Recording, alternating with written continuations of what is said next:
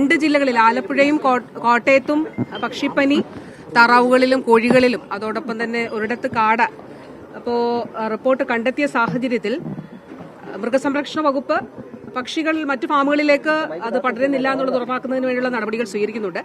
ആരോഗ്യ വകുപ്പ് മനുഷ്യരിലേക്ക് പക്ഷിപ്പനി പകരാതിരിക്കുന്നതിന് വേണ്ടിയിട്ടുള്ള പ്രവർത്തനങ്ങൾ നടത്തുന്നുണ്ട്. നമുക്കിത് സംബന്ധിച്ച് ഗൈഡ് ലൈൻ ഉണ്ട്. എന്നിരുന്നാൽ പോലും ഈ ഒരു സാഹചര്യത്തിൽ വ്യത്യസ്ത ഇടങ്ങളിലാണ് പക്ഷിപ്പനി റിപ്പോർട്ട് ചെയ്തിരിക്കുന്നത്.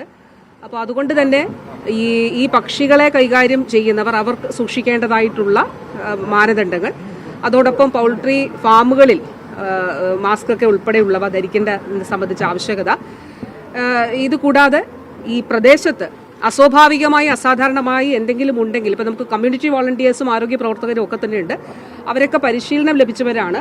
ഇപ്പോൾ പക്ഷികൾ, ഇപ്പോൾ കാക്കയാകട്ടെ, ഇപ്പോൾ കഴിഞ്ഞ വർഷം നമുക്ക് കാക്ക മയിലൊക്കെ ചത്തു വീണത് സാമ്പിൾ പരിശോധിച്ചപ്പോൾ H5N1 എന്നുള്ളത് കണ്ടിരുന്നു. അപ്പോൾ അസ്വാഭാവികമായിട്ടുള്ള എന്തെങ്കിലും ഉണ്ടെങ്കിൽ അത് ഉടനെ റിപ്പോർട്ട് ചെയ്യാൻ പറഞ്ഞിട്ടുണ്ട്.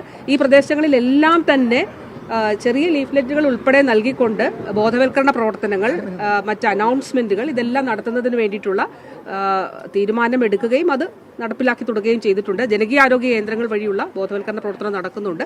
വളരെ ഗുരുതരമായിട്ടുള്ള ന്യൂമോണിയ ബാധിച്ചിട്ടുള്ള ആളുകളെ അവരുടെ സാമ്പിൾ എടുത്ത് പരിശോധിക്കുന്നതിന് വേണ്ടിയിട്ടുള്ള തീരുമാനവും നൽകിയിട്ടുണ്ട്. പ്രത്യേകിച്ചും ഈ പ്രദേശങ്ങളിൽ പ്രത്യേകിച്ചും. അതുകൂടാതെ നമുക്ക് പ്രതിരോധമായി, അതായത് പ്രതിരോധ മരുന്ന് എടുക്കാനായിട്ട് കഴിയും. ആ പ്രതിരോധം സ്വീകരിക്കുന്നത്, കാരണം പ്രത്യേകിച്ച് പക്ഷികളെ കൈകാര്യം ചെയ്യുന്നവർ, ഫാമുകളിലുള്ളവർ, അവർക്ക് പ്രതിരോധ മരുന്നുകൾ നൽകുന്നതിന് വേണ്ടിയിട്ടുള്ള നടപടി സ്വീകരിച്ചിട്ടുണ്ട്. മരുന്നുകൾ ഉണ്ട് എന്നുള്ളത് ഉറപ്പാക്കിയിട്ടുണ്ട്. അതുകൂടാതെ മനുഷ്യ സാമ്പിളുകൾ പരിശോധിക്കുന്നത് നമുക്ക് IAVയിൽ പരിശോധിക്കാം.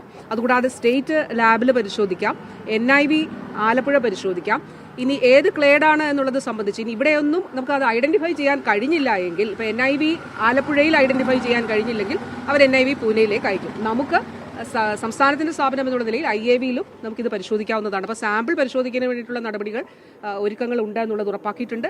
പ്രതിരോധ മരുന്നാണല്ലോ, കാരണം മനുഷ്യരിലേക്ക് ഇത് പടർന്നാൽ, ഇപ്പോൾ ഇന്ത്യയിൽ തന്നെ കഴിഞ്ഞ വർഷങ്ങളിൽ നമ്മുടെ സംസ്ഥാനത്ത് ഇതുവരെ H5N1 മനുഷ്യരിൽ റിപ്പോർട്ട് ചെയ്തിട്ടില്ല. ഇനിയും ഉണ്ടാകാതെ ഇരിക്കട്ടെ. അതിനു വേണ്ടിയിട്ടുള്ള മുന്നൊരുക്ക പ്രവർത്തനങ്ങളാണ് നമ്മൾ നടത്തുന്നത്.